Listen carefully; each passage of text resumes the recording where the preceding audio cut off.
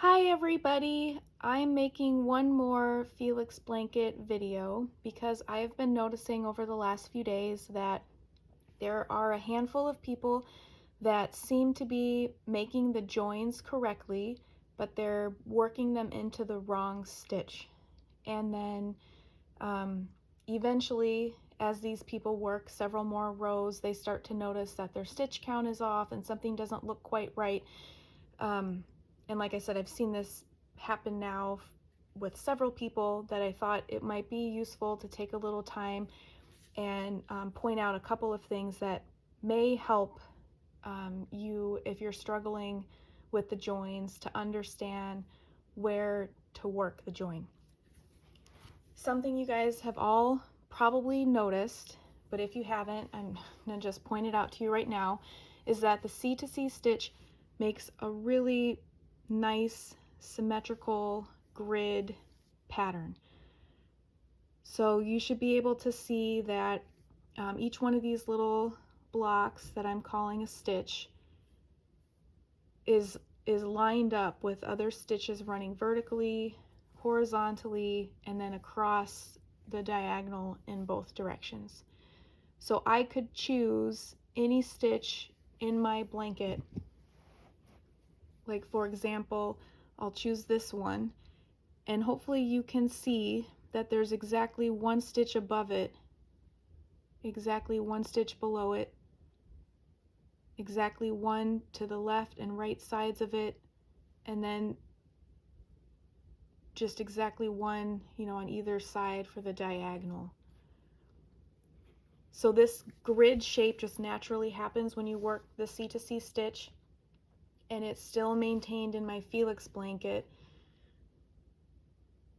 But what makes the joins with my Felix blanket challenging is that we're not working with straight pieces. You're not taking, one straight edge and butting it up against another straight edge and just, attaching them together.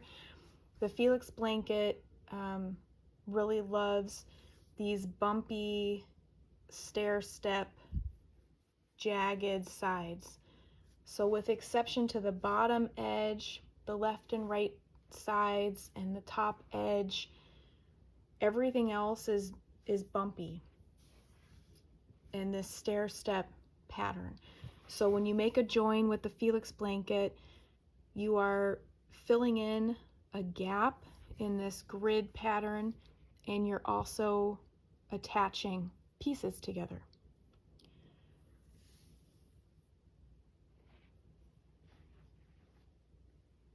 So I have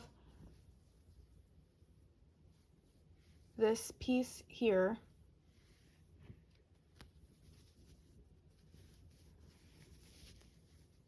and I think a lot of people are understanding how to get these two pieces together now.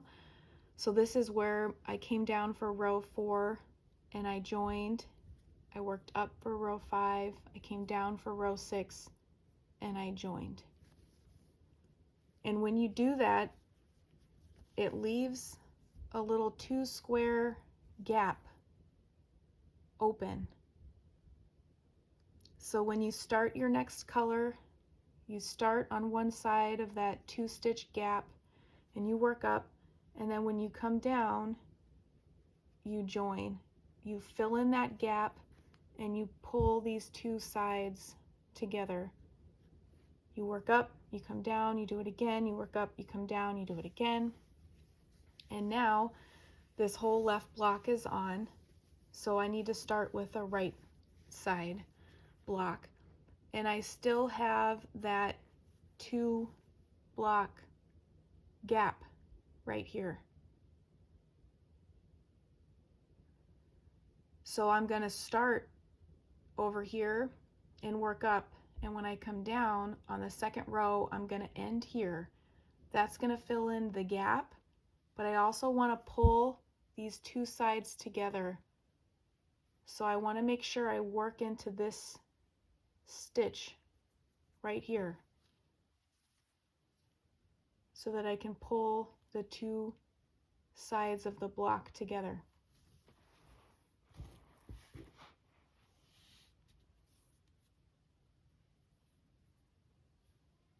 So since this is a right side block, I'm going to turn my work to make my join to start the block. And I want to start it right here, because this is the, I want to work off of this pink block, and this is the first chain 3 space I have available to me.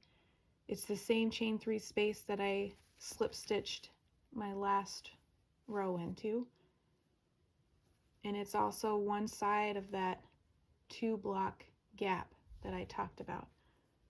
So I'm going to attach a new color there.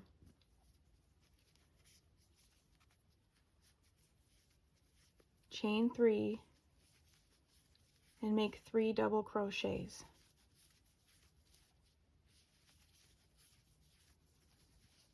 Slip stitch into the next block, chain 3 and make 3 double crochets.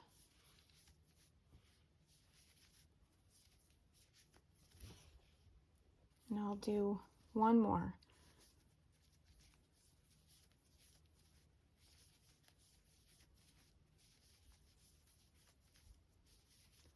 So the next thing I want you guys to notice is that row that I'm working in the new color, my stitches are going vertically, up and down. So pretend like I worked all the way up to the top.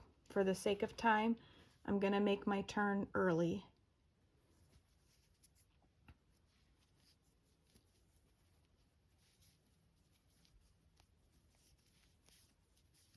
So I'm turning around early, but you would normally crochet all the way to the top and then start your new row with an increase. So then you start working back down for row 2.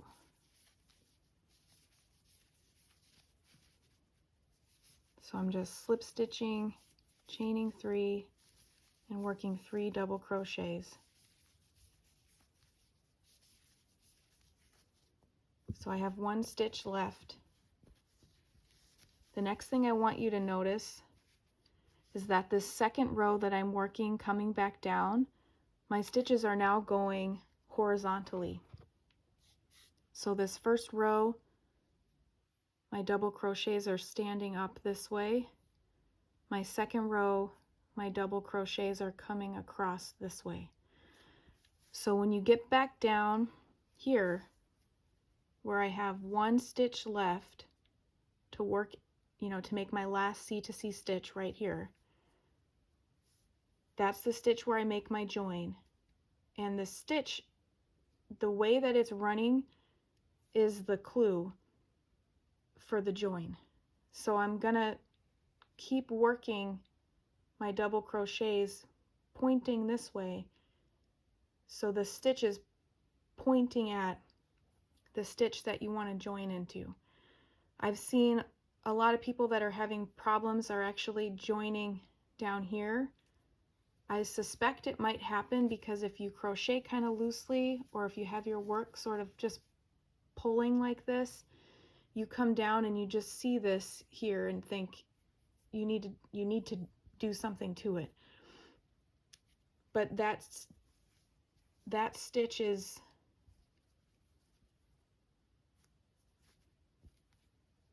below. Do you see how if you make a stitch right here, this purple stitch will be below it? So you want, this stitch is just, it's going to point at the one you want to make it into. So I need to slip stitch,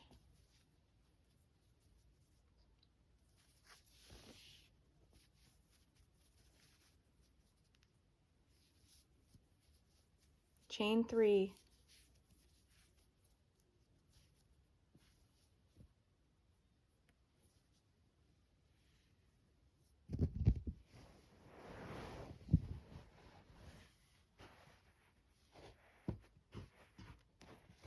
set my work down on a nice flat surface, and then hopefully you guys can see my double crochets are going to be worked in this loop right here, and they're going to be oriented like this. the double crochets want to touch this stitch over here. That's the stitch you join into.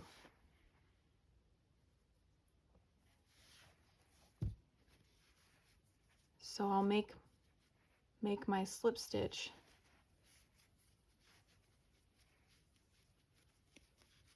and make my 3 double crochets.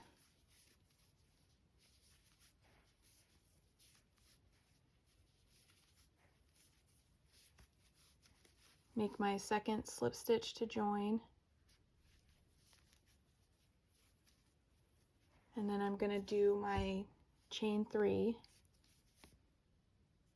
Oops. And my slip stitch to get out of that trapped position.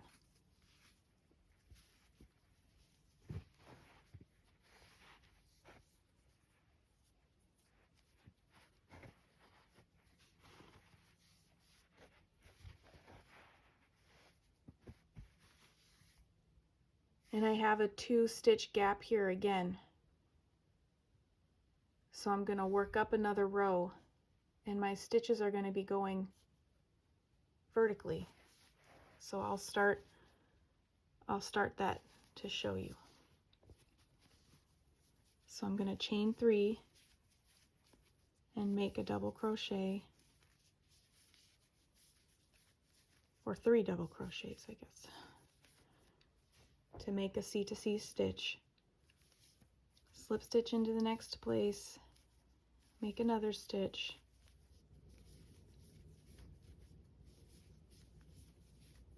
slip stitch, and you would just keep, working this row all the way to the top, but I'm doing shortened rows for the sake of time. But that new row that I worked, the double crochets are going up and down. So now pretend like I got all the way to the top, and I'm going to come and work back down again.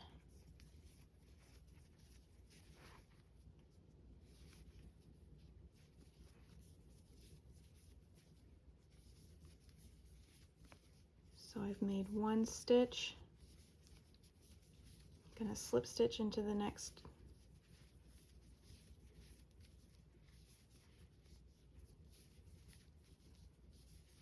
make a second stitch. So I have 1 more remaining to work.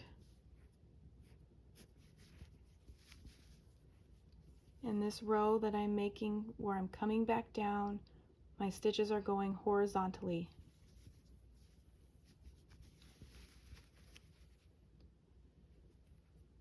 I need to fill in that purple gap. I want to keep my stitches going horizontally. I basically want my last stitch to go right here and meet up with this one on the purple one, where the stitches are also going horizontally. So it's helpful to lay your work down flat. So you can see you'll slip stitch in here and work your double crochet, and you want to join and pull this side in and bring those 2 sides together.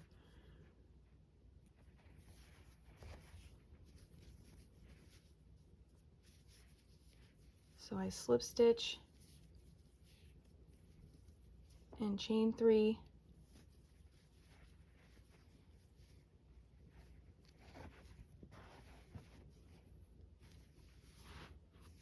and I want to get right here, right across.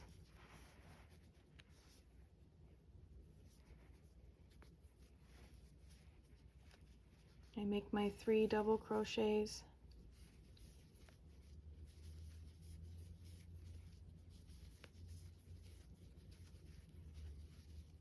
and my slip stitch.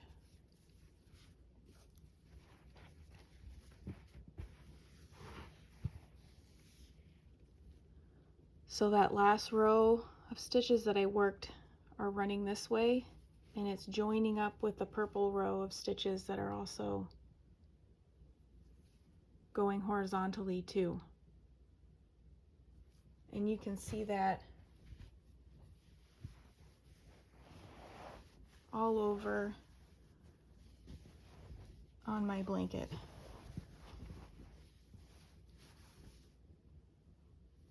I started a color here to work up. I came down, my stitches are going horizontally. I landed on top of this stitch to fill in the 2-stitch gap. These stitches are going horizontally and meeting up with the stitches over here, also running horizontally. Worked vertically to go back up, horizontally coming back down, meeting these over here that are also going horizontally. And you can see that then when I started the green color, I started here and worked up, came down, the stitches are going horizontally, and it meets up with these pink stitches that are also going horizontally, so that the tops of the double crochets are pointing at each other. Vertically to go up for row 3, horizontally to come down for row 4. The double crochets, the tops are pointing at each other. And then when you get further along in your blanket and you make the joins up here, it's the same kind of a concept. These double crochets are going up and down vertically, and they link up with other double crochet stitches that are going up and down vertically. And you come down and come up, they're going up and down, so you're going to attach to the stitch that's going up and down above it. So I hope that this helped clear up some confusion.